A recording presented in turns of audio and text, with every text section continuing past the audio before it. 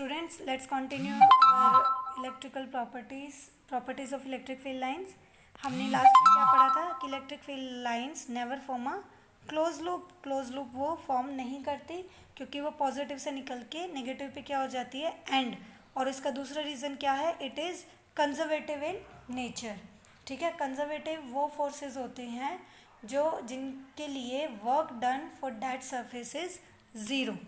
ठीक है, इसको भी हम इक्विपोटेंशियल सरफेस में भी डिस्कस करेंगे. ठीक है, ये आपका पॉइंट डिस्कस होगा, तो so don't worry about this. Next है आपका electric field lines contract longitudinally. इसका क्या मतलब है बेटा कि जो आपकी इलेक्ट्रिक फील्ड लाइंस हैं, ठीक है, वो अपने आप में क्या होना चाहती है, स्टेबल होना चाहती हैं. देखो कैसे बेटा, ध्यान से देखो. जो इलेक्ट्रिक फील्ड लाइंस यहाँ से पॉजिटिव से नेगेटिव की तरफ निकली, अब ये जो इलेक्ट्रिक फील्ड लाइन है ये एक तरह से आपको क्या लग रहा है कि इस इलेक्ट्रिक फील्ड लाइन को क्या कर दिया है, स्ट्रेच्ड कर दिया. क्लियर. इसको क्या लग रहा है आपने कि और भी ज़्यादा इस वाली इलेक्ट्रिक फील्ड लाइंस को और भी ज़्यादा स्ट्रेच्ड कर दिया है. सिमिलरली इसको स्ट्रेच्ड कर दिया है नीचे की तरफ, इसको नीचे की तरफ स्ट्रेच्ड कर दिया है. तो इलेक्ट्रिक फील्ड लाइंस हमेशा क्या ट्राई करती हैं, उनकी वो क्या करती हैं कि वे हमेशा अपने आप को इस लाइन के अलोंग एक्ट करने की कोशिश करती हैं. तो इसका मतलब electric field lines contract longitudinally. वो इस तरह से, ये देखो ये लाइन है, इसको ऊपर की तरफ स्ट्रेच्ड किया तो इसके अंदर क्या आ गया, डिस्टर्बेंस क्रिएट हुई. एक तरह से आप खुद सोच के देखो कि आपके पास कोई रोप है, दो पॉइंट्स पे आपने बांधी हुई है, वो अपनी स्टेबल पोजीशन पे है. आप उसको ऊपर की तरफ उसको स्ट्रेच्ड करोगे, बीच का पोर्शन उठा के उसको ऐसे स्ट्रेच्ड करो, क्या होगा, उसमें डिस्टर्बेंस क्रिएट होगी. वो क्या चाहेगी कि दोबारा से अपनी इसी स्टेबल पोजीशन पे आ जाए और छोड़ते ही वो आ भी जाएगी. क्लियर. तो इसका मतलब इलेक्ट्रिक फील्ड लाइंस हमेशा क्या एक्ट करती हैं कि वो कोशिश करती हैं कि वो इस तरह से अपनी वो स्टेबल पोजीशन में वापस आ जाए. इसलिए ये बोल रहे हैं कि electric field lines contract longitudinally. Electric field lines हमेशा अपने आप को लॉन्गिट्यूडनली क्या करने की कोशिश करती है, कॉन्ट्रैक्ट करने की कोशिश करती है. Electric field lines exert lateral pressure on each other to show force of repulsion. इसका क्या मतलब है कि जो इलेक्ट्रिक फील्ड लाइंस हैं that exert lateral pressure on each other. इस पॉइंट को मैं अभी आपको डायग्राम से अच्छे से एक्सप्लेन करूँगी. पहले हम एक बार नेक्स्ट पॉइंट पे बढ़ते हैं. The number of electric field lines per unit cross sectional area is directly proportional to electric field strength of that area. इसका क्या मतलब है कि जितनी भी इलेक्ट्रिक फील्ड लाइंस एक पर यूनिट क्रॉस सेक्शनल एरिया से पास करती हैं, ठीक है, वो कितनी किसका डायरेक्टली प्रोपोर्शनल है, electric field strength of that area. बिल्कुल सिंपल सी बात है बेटा कि लेट ये आपका कोई क्यूब है,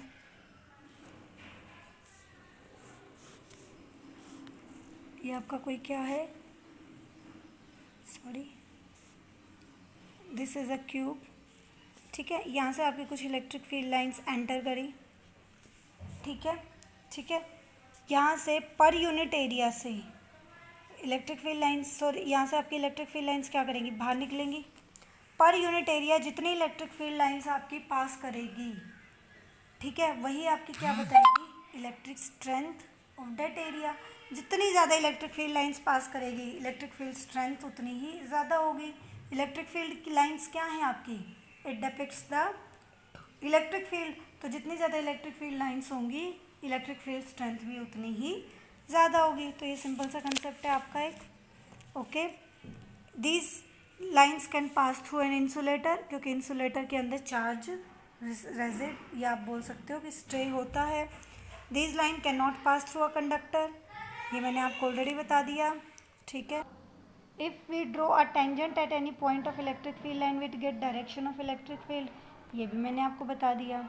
magnitude of electric field is represented by density of electric field lines. इसका क्या मतलब है बेटा कि देखो कि मान लो ये आपका कोई चार्ज है, ठीक है, ओके, चार्ज नहीं है, मैं आपको जस्ट एक यहाँ से इस एग्जांपल से समझो. देखो ये कोई चार्ज है, ठीक है, ये आपका इस तरह से इलेक्ट्रिक फील्ड लाइंस क्या कर रहा है, एमिट कर रहा है. सिंपल सी बात, यहाँ देखो ये जो दो इलेक्ट्रिक फील्ड लाइंस है इनके बीच में जो आपका रिलेटिव डिस्टेंस है वो क्या है, कम है। ये जो इलेक्ट्रिक फील्ड लाइंस है इनके बीच में डिस्टेंस क्या है, ज़्यादा है। तो इसका मतलब यहाँ पे जो आपकी स्ट्रेंथ है इलेक्ट्रिक फील्ड लाइंस की वो ज़्यादा है, और यहाँ पे इलेक्ट्रिक फील्ड स्ट्रेंथ आपकी क्या है, कम है। तो इसका मतलब जितनी ज़्यादा इलेक्ट्रिक फील्ड लाइंस एक दूसरे के क्लोज़र होंगी, स्ट्रेंथ ऑफ इलेक्ट्रिक फील्ड उतनी ही ज़्यादा होगी। बिल्कुल एक सिंपल सा कंसेप्ट, समझ गए। जैसे सिंपल सा ये देख लो कि ये आपकी इलेक्ट्रिक फील्ड लाइन से मान लो पास हो रही है, ठीक है, और एक आपका ये है। पेपर में क्वेश्चन आया कि for A for B which shows the higher electric field strength, तो आंसर इज ए, क्योंकि जो क्लोजनेस है इलेक्ट्रिक फील्ड लाइंस की वो किस में है, ज़्यादा, ए में। बी में क्लोजनेस ज़्यादा नहीं है, तो इसकी वजह से यहाँ पे इलेक्ट्रिक फील्ड की जो स्ट्रेंथ है वो बहुत कम है एज़ कम्पेयर टू ए। तो जितनी ज़्यादा इलेक्ट्रिक फील्ड लाइंस एक दूसरे के क्लोज होंगी, इलेक्ट्रिक फील्ड स्ट्रेंथ भी उतनी ही ज़्यादा होंगी। ठीक है, क्लियर, ठीक है, okay. Next very very important, एक आपका ये वाला कंसेप्ट भी मैं अभी आपको एक्सप्लेन करूँगी। द नंबर ऑफ, सॉरी कौन सा था वो आपका, electric field lines exert lateral pressure on each other to show the force of repulsion. And एक ये, these lines are always normal to the direction of electric field or to the surface of conductor।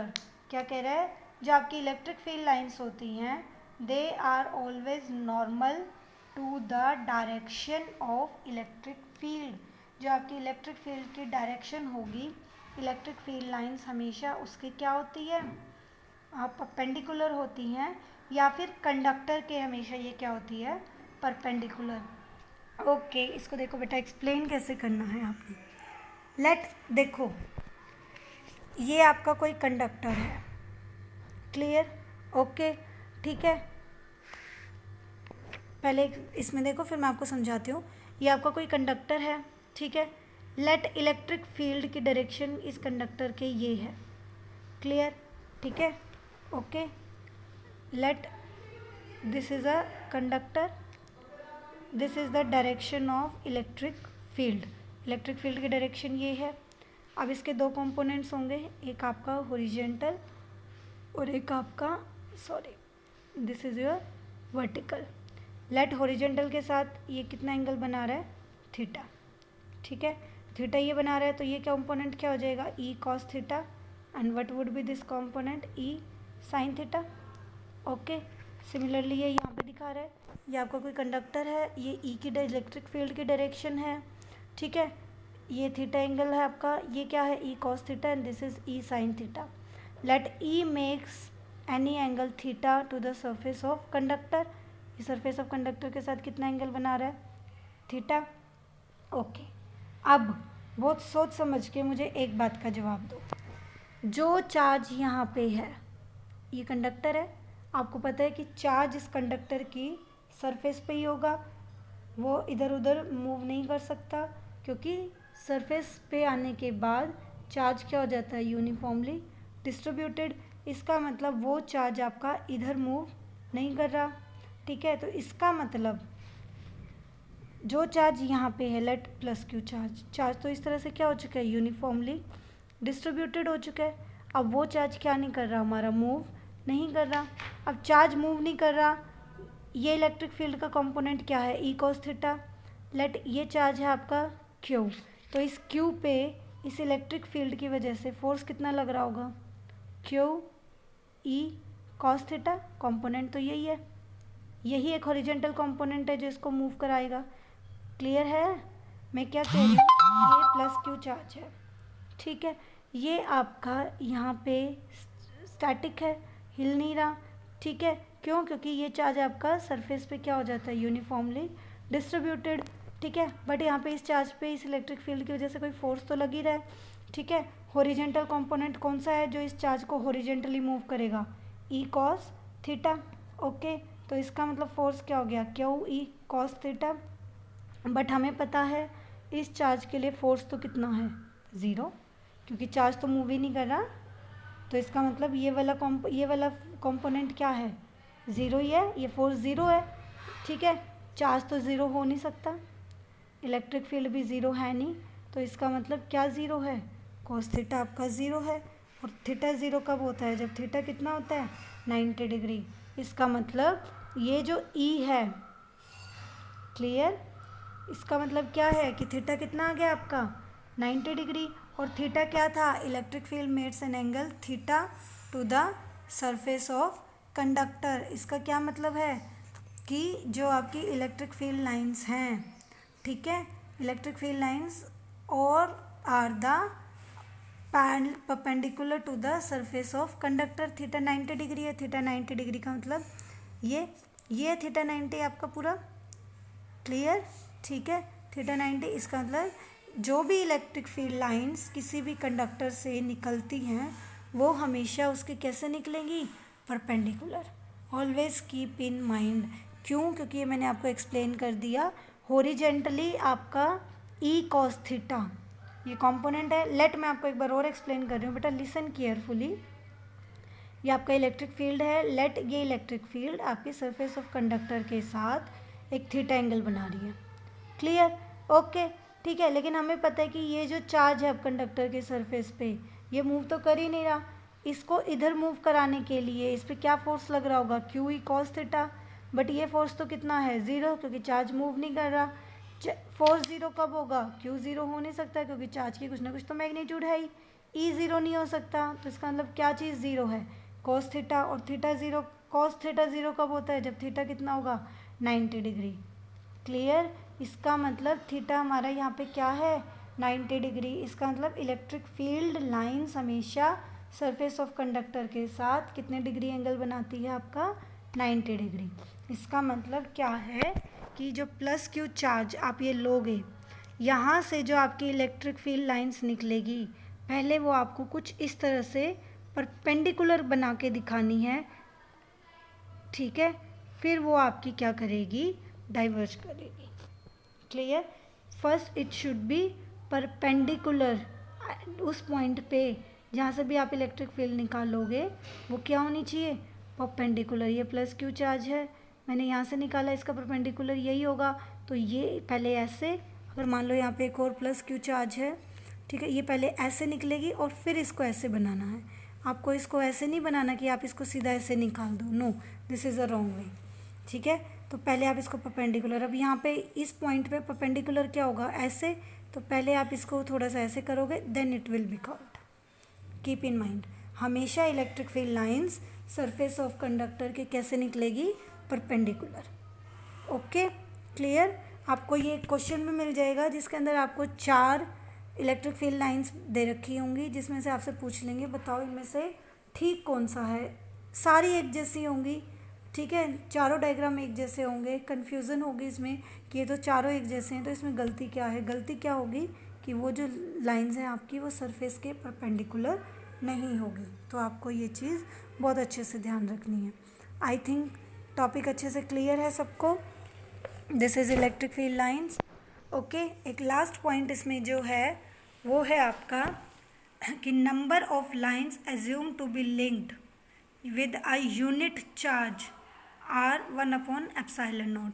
एक unit charge के साथ कितनी number of lines हम assume करते हैं कि एसोसिएटेड होती है, 1/1.85 इंटू 10⁻⁻12 1/ε0, ठीक है।